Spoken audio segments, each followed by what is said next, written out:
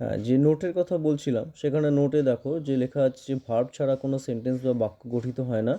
আর এবার এও লক্ষ্য করো একটি বা দুটি ওয়ার্ড দিয়ে একটি সেন্টেন্স গঠন করা যেতে পারে।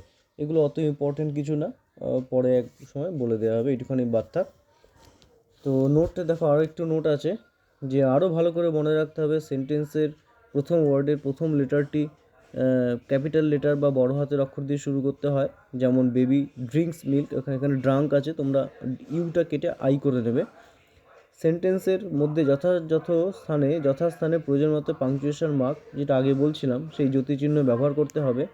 আচ্ছা, পাংচুয়েশন সম্বন্ধে লেসন 21-এ বিস্তারিত আলোচনা করা আছে, পড়লে জানতে পারবে। পরে আমরা পড়ে নেব। পাংচুয়েশন সম্পর্কে সংক্ষিপ্ত আলোকপাত করা হয়েছে। তো ফুল স্টপ, কমা, সেমিকোলন, কোয়েশ্চেন মার্ক আর হচ্ছে এক্সক্লামেশন মার্ক, এই 5টা পাংচুয়েশন মার্ক এখানে বলা হচ্ছে। তো ফুল স্টপ কী আছে? পূর্ণ বিরতি, অর্থাৎ এরপরে আর কিছু নেই। উই রিড দ্য বুক, আমরা বইটি পড়ি, শেষ। কমা, অল্প বিরতি। Please write me a letter, প্লিজের পরে দেখো প্লিজ ছোট্ট করে থেমে গিয়ে বললাম রাইট মি এ লেটার। আর ফুল স্টপের পরে পুরোপুরি থেমে গেলাম, যেন গরু দুধ, আমি দুধ খাই, গরু দুধ দেয়, আমি দুধ খাই, শেষ, ফুল স্টপ বা দাড়ি। তারপরে গরুটি দুধ দেয়, ঠিক আছে? দুধ কে দেয়? গরুটি দুধ দেয়। তো এই দুটো বাক্যের মধ্যে ফুল স্টপ হয়ে গেছিলো। আচ্ছা, সেমিকোলন কি? কমার থেকে বেশি, ফুল স্টপের থেকে কম বিরতি। Stay in, don't go outside, stay in, don't go outside কি? কমার থেকে বেশি আর ফুল স্টপের থেকে কম বিরতি। পড়তে পড়তে এগুলো বুঝতে পারবে কীভাবে এইগুলো আসে। যত বেশি পড়বে, যত বেশি প্র্যাকটিস করবে পড়া, সেটা তত এগুলো ভালো বুঝতে পারবে। এইটুখানিতে হয় না এগুলো। আর ক্লাসে এগুলো আরেকবার আলোচনা করে দিলে সামনাসামনি আরেকটু ভালো বুঝতে পারবে। কোশ্চেন মার্ক, প্রশ্নবোধক চিহ্ন, where do you live in.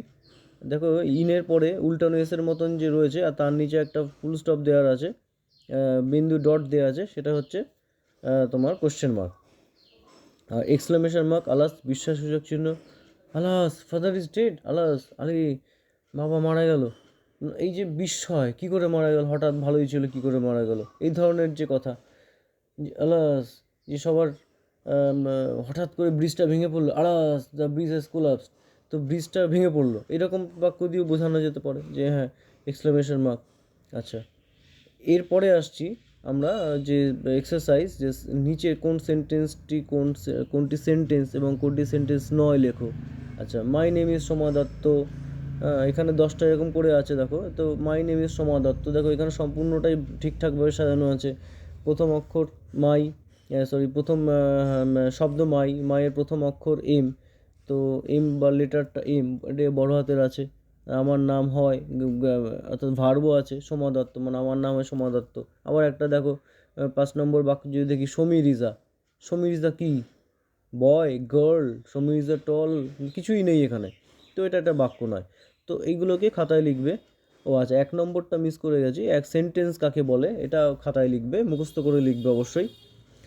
আর 3 নম্বরে আছে এলোমেলো ওয়ার্ডগুলি ঠিকমতো সাজিয়ে সেন্টেন্স গঠন করো।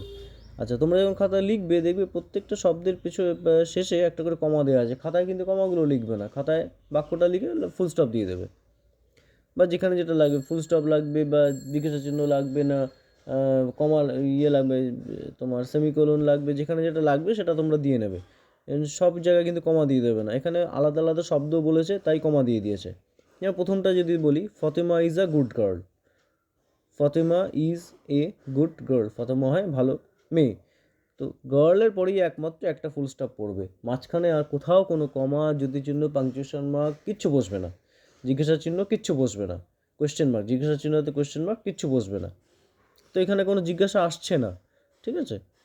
তো এইভাবে করবে, খাতায় করবে, স্কুল খুললে খাতা দেখাবে, বইতে করবে না, খাতা দেখাবে, তখন দেখে নেবো। ওকে।